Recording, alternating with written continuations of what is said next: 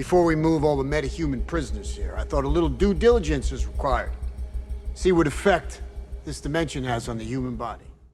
Welcome back, everyone. It's Charlie. This will be my full Peacemaker Season 2, Episode 8 finale video. There are a whole bunch of Easter eggs and WTF moments, so we'll break it all down. Somehow this felt even crazier than the Peacemaker Season 1 finale, but maybe that's not a surprise. James Gunn just trying to go out with a really big bang and set up the next couple big DC projects between the movies and the TV shows.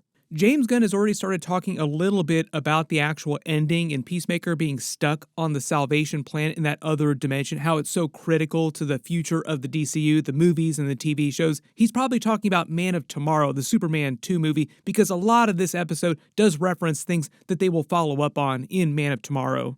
A lot of the stuff that they set up with the pocket dimension, these alternate dimensions, the fact that Lex Luthor still controls the pocket dimension key in the QUC, as they're calling it, that pocket universe with the 99 other dimensions at the end of the episode, will influence the villain of Man of Tomorrow.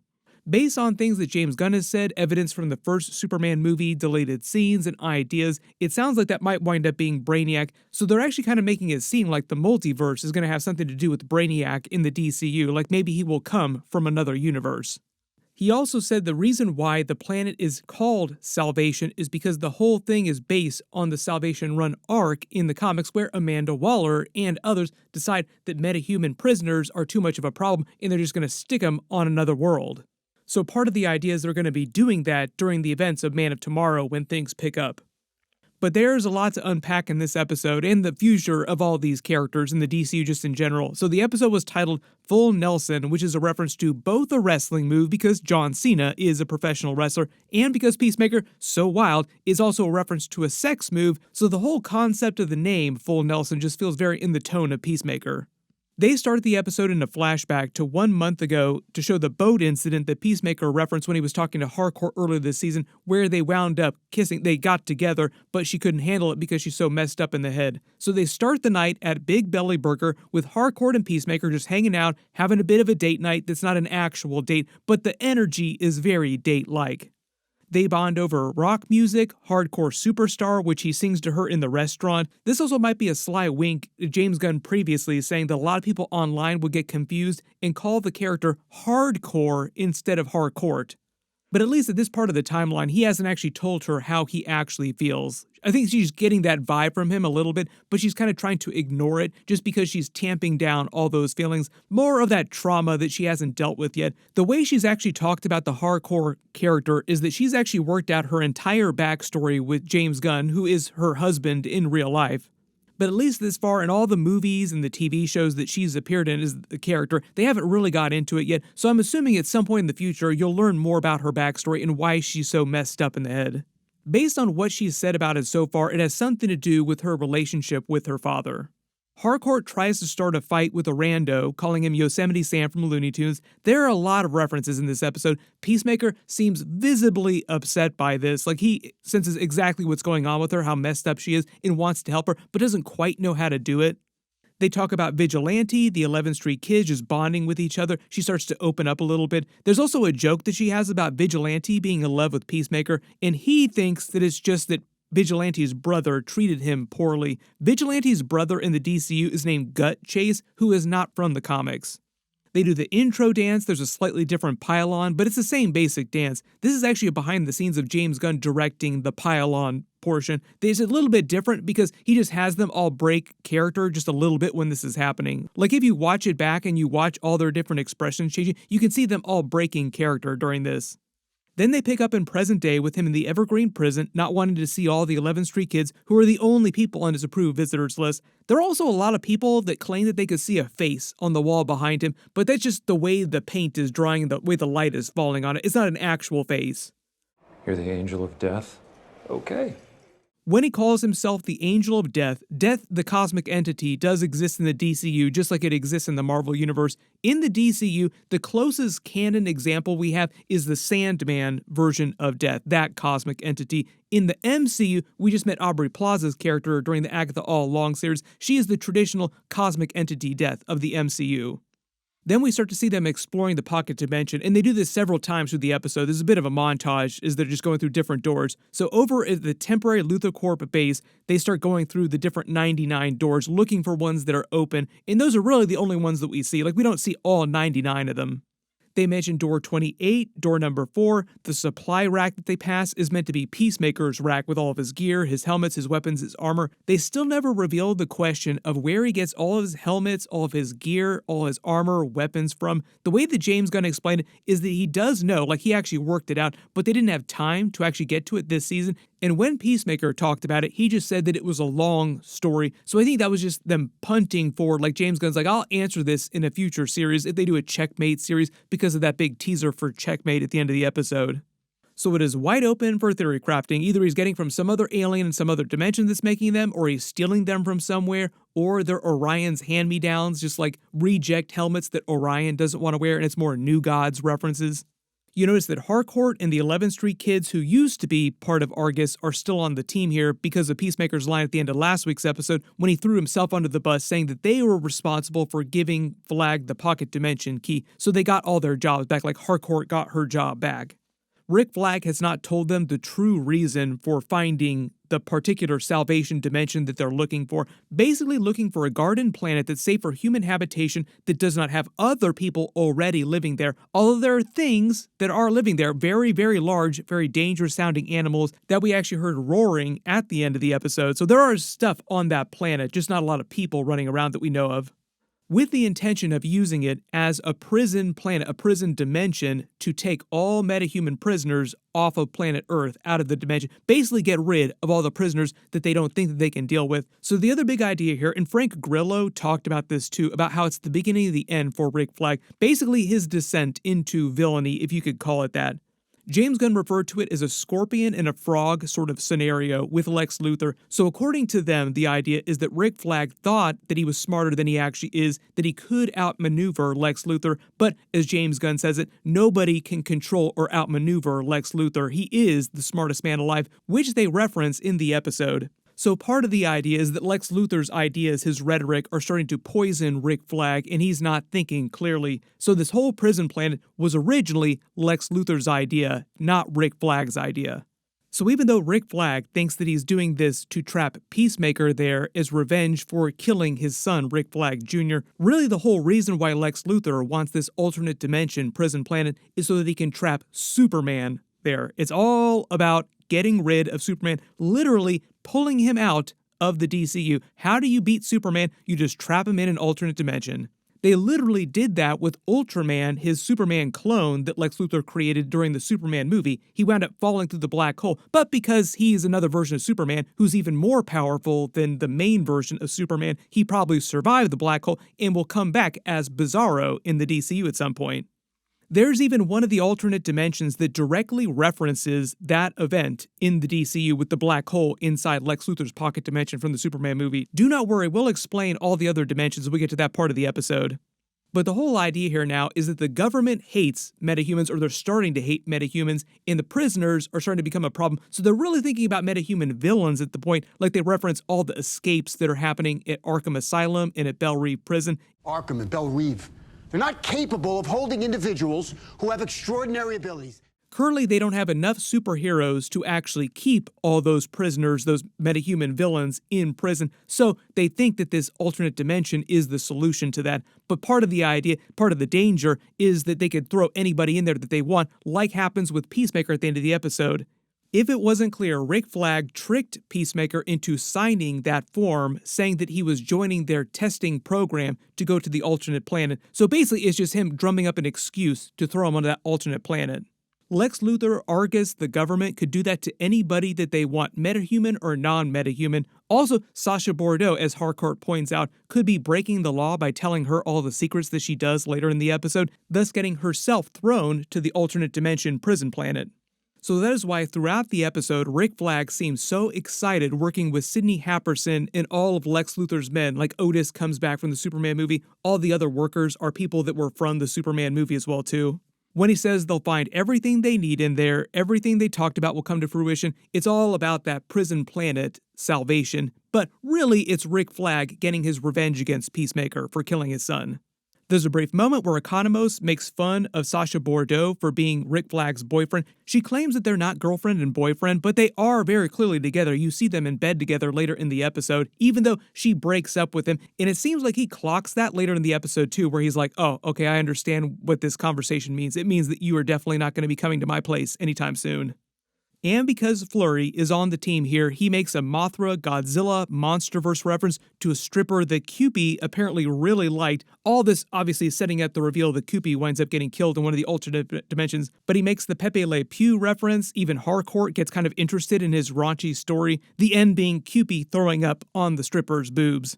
She actually makes a reference to traveling back in time to stop him from telling the story. There are no other references that I could detect in the episode to anybody wanting to travel back in time. That is something we have not seen inside the DCU under James Gunn yet, time travel, like the whole concept. But Booster Gold will be a character, like we'll see him eventually. There'll be a big time travel story there.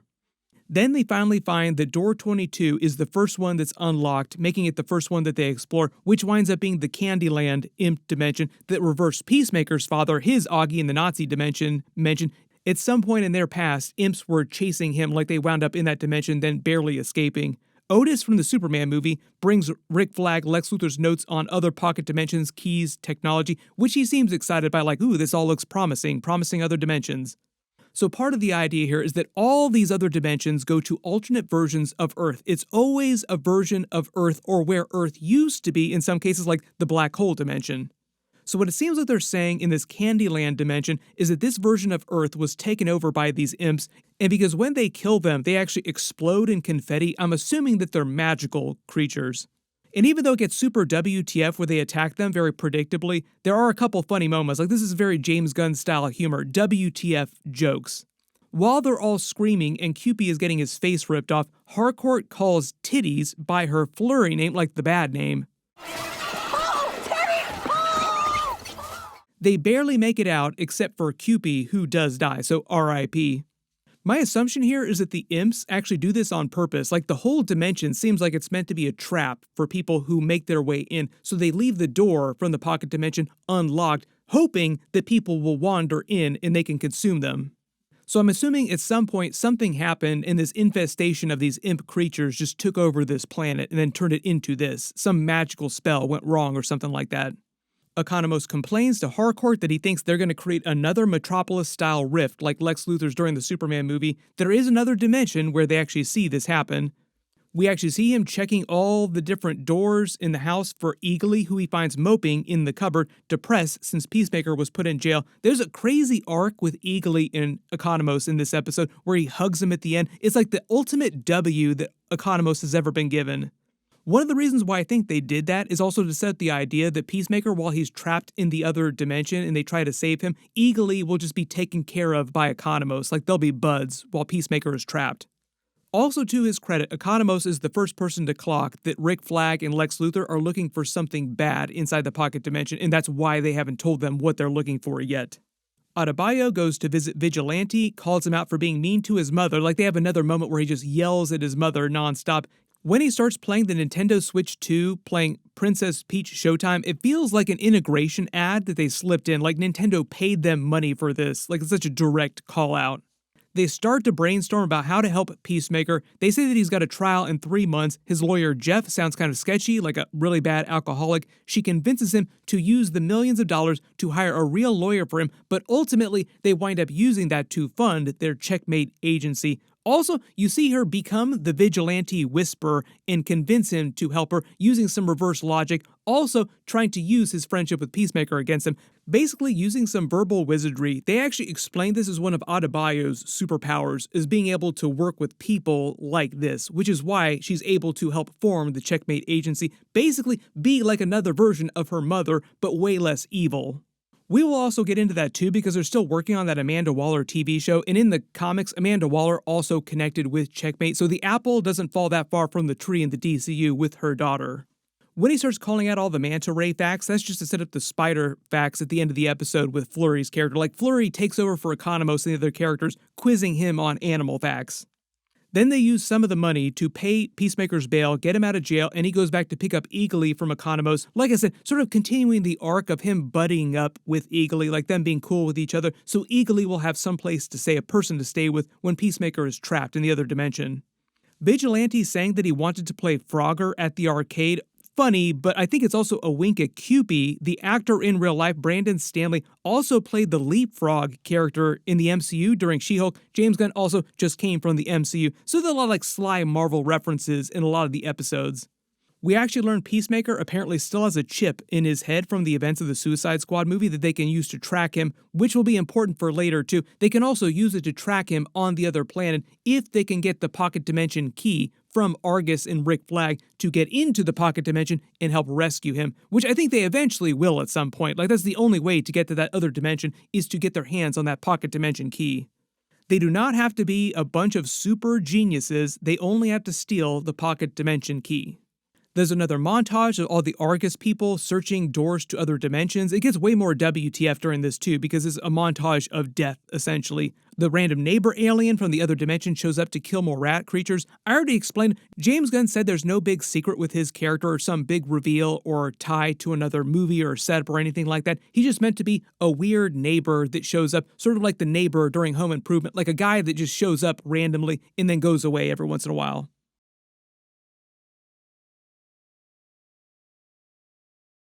Then the next dimension that they go to is a big Superman movie Easter egg. So they go to a dimension where the Earth has been consumed by a giant black hole. During the Superman movie, Mr. Terrific explained to Lois that if Lex Luthor's pocket dimension technology had failed even in a minor way, like even a minor imperfection, it could have created a black hole destroying the entire Earth, which is why there's a black hole inside his pocket universe.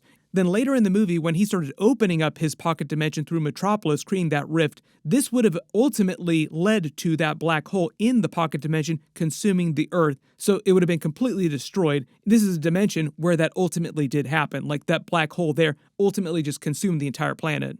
Basically a version of the Superman movie with a bigger downer ending. You also notice some of the notes that Lex Luthor has been giving Rick Flag about the different dimensions that they find kind of whimsical, like he's actually excited because he wants to trap Superman in this alternate dimension. There's a really weird WTF scene where his employees start doing a whole bunch of blow. Otis seems like he gets pissed at him, like this is a regular thing he has to chide them about, like no, not on the job. There are apparently a large portion of Luthor Corp employees that really like to party. They wind up finding the spider dimension with the giant skull spiders who are screaming. You can let me know which dimension you think this is because they never actually explain or reference it again. Like they just look at it and they're like, oh my god, what's going on here? And then shut the door and that's it. Part of the idea though is that the skulls have legs, like they're giant spiders and the skulls are screaming like they're living skulls. So you just imagine what happened, what went wrong here. I'm assuming that it's something demonic, like something from the hell dimension or some magical creatures. Usually when things get this crazy, the explanation is demons or magic. We actually see Sasha Bordeaux in bed with Rick Flag. The reason why her eyes are wide open, I thought that she might be secretly communicating with someone, but by the end of the episode, it just seems like she was having second thoughts about being with him and ultimately winds up breaking up with him later after their big meeting at the Defense Department. More and more Argus workers start getting killed in the other dimensions while Rick Flag laughs it up with Lex Luthor's men just not caring at all. That the body count just goes up and up and up through the episode. Then they find the Salvation Dimension. So notice that the door is this old blue one with chipped paint. I don't know if that's meant to be a direct reference to anything in particular. Rick Flag meets with the Department of Defense characters from the Superman movie with a bunch more cameo scenes. It's the same place we saw during the Superman movie, and James Gunn also explained that he filmed the Lex Luthor cameo scene previously on the series the same time that they were filming these Department of Defense scenes for the Superman movie because the Peacemaker set and the Superman set where they were filming both movies were right next door to each other, so it was super easy for the actors to walk back and forth between the sets. So that's why you have all these different people cameoing, because they were doing these scenes on the Superman movie, so they just shot part of the Peacemaker episode for the finale on the Superman set while they were doing this scene in the Superman movie. Very efficient way to work out your cameo scenes. I was still a little bummed that we didn't get a David Cornswood actual Superman cameo scene. My assumption is that's mostly because of scheduling, because he was in almost every single scene of the Superman movie, so they probably just literally did not have time to actually cameo him in the Peacemaker episodes.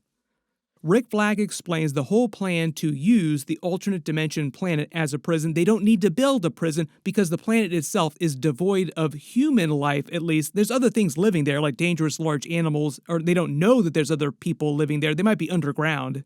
But then they reveal the government's larger plan in Argus's plan. Like, this is also the government's whole thing, is putting dangerous metahumans, as they define them, like villains, people that have been in the metahuman prisons like Arkham Asylum and Bell Reeve Prison, over in this prison planet is a solution to contain them permanently. Basically, they're pulling a Loki TVA Void type of twist. Like, they're using this Salvation planet like the Void during the Loki series. You're in the void. Think of it as purgatory. Reed called it a metaphysical junkyard. Then they explained that Otis and Luthor Corp, Lex Luthor's men, have developed a way to actually directly portal to the Salvation Planet from the DCU without having to travel through the pocket dimension. Now, this is probably more for practical reasons in the future because they're done filming Peacemaker, so they're probably going to break down the QUC set, like the set that they actually filmed these scenes on, and they want to use the concept in future movies and TV shows, and they don't want to have to rebuild the QUC every single time they do that. So this is just the convenient workaround. They can explain them just walking through a door to the other planet. Really easy way for James Gunn to remove that from the budget of future TV shows and movies. Like, no, we don't need to spend money on that anymore. We actually created a workaround problem for that.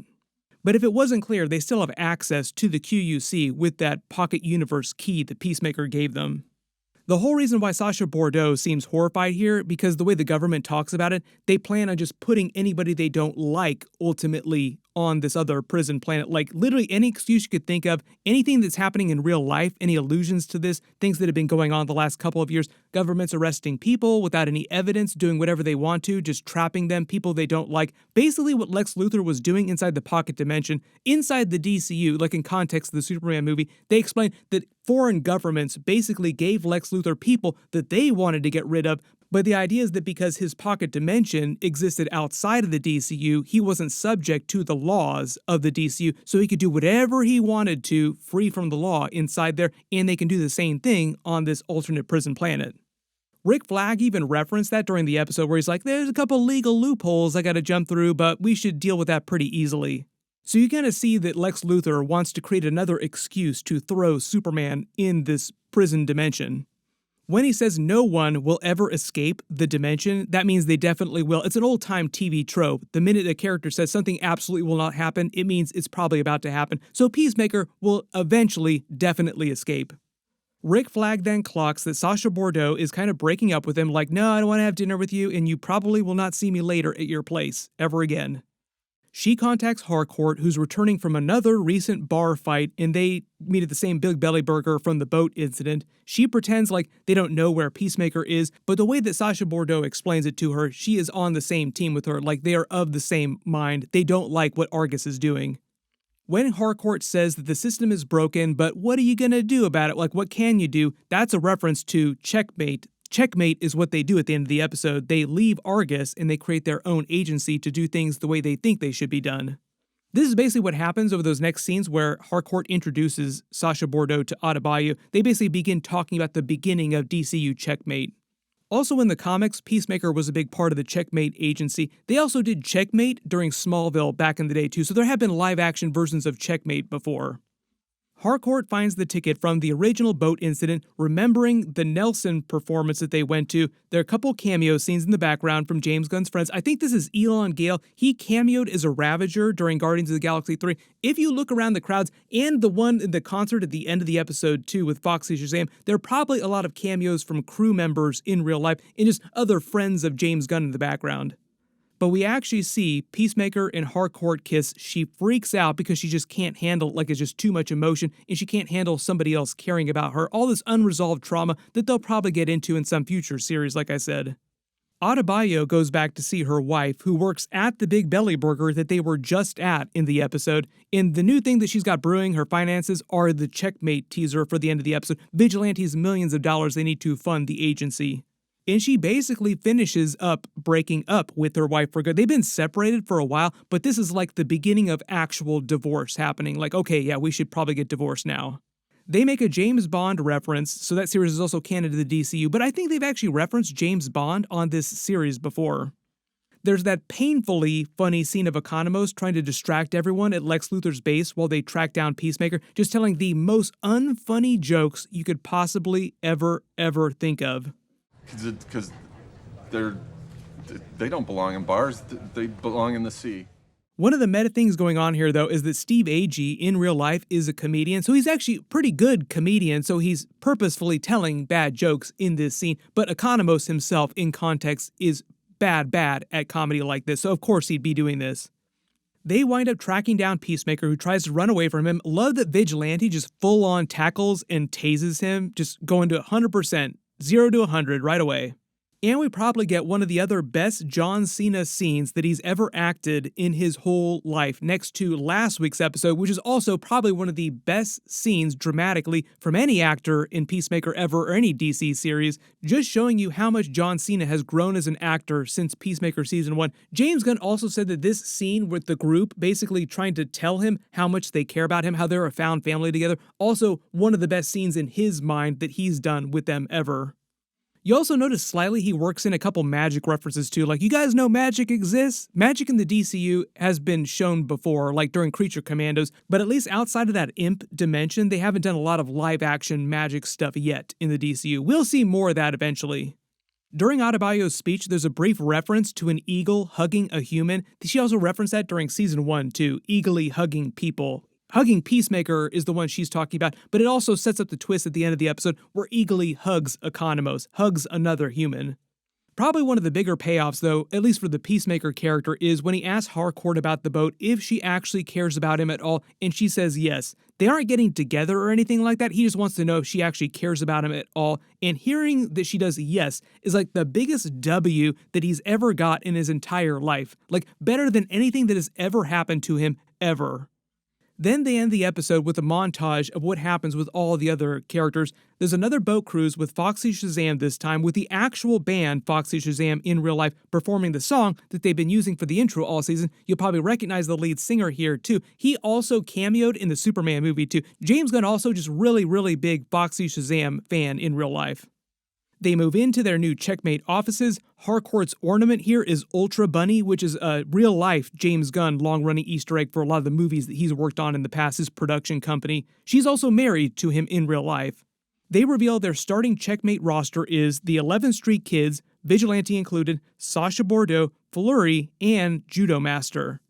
Flurry starts to seem like he's actually enjoying doing the animal facts quizzes with Vigilante, so he takes over for Economos, who was doing the animal quizzes before. And apparently, Vigilante knows very little about actual spiders. They kind of tease this before too, like he thinks that he knows a lot, but actually knows very little. After the boat concert, Rick Flag's Argus men abduct Peacemaker and they trap him in the Salvation Dimension. Notice Sasha Bordeaux is there. You can actually see her long hair behind her here. So she'll tell the rest of the Checkmate crew that this happened so they can start trying to figure out how to rescue him eventually. Rick Flag claims that he's testing out the Salvation Dimension to see if it's safe for humans using him, and he's using the signature that he signed when he got out of prison to claim that he already signed the release form that he's going to be part of this test. Basically, Rick Flag engineering this scenario to trick Peacemaker into winding up in this alternate dimension and making it legal. All to get revenge for killing his son, Rick Flag Jr. This is for Ricky. Then they end the credits with him seeing that he's alone, but hears crazy huge animals roaring nearby. Like, is it a dinosaur? What huge creature it is? What is making this sound? You will find out eventually.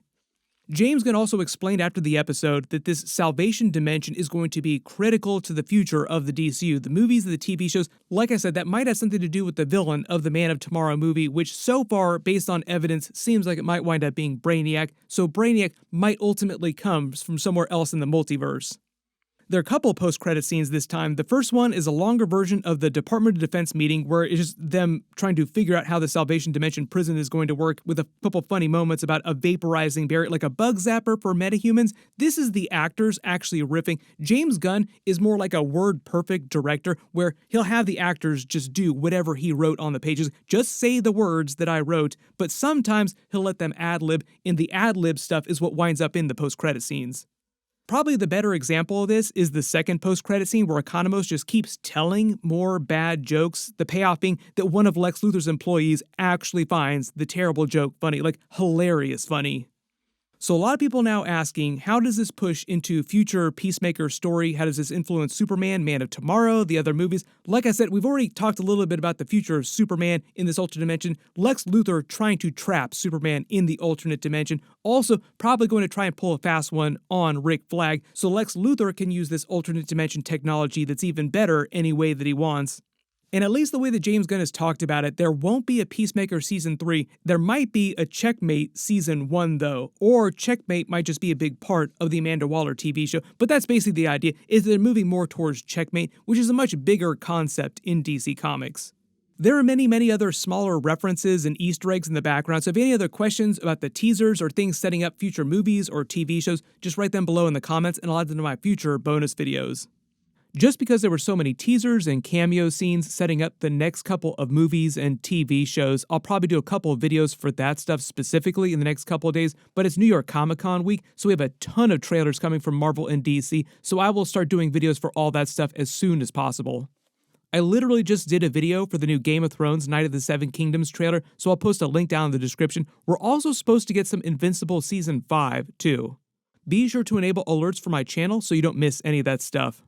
Everybody click here for all my Superman 2 Man of Tomorrow videos, and click here for all my New York Comic Con trailer videos. I'll update the link as soon as I post all those. Thank you so much for watching, and I'll see you guys in the next one.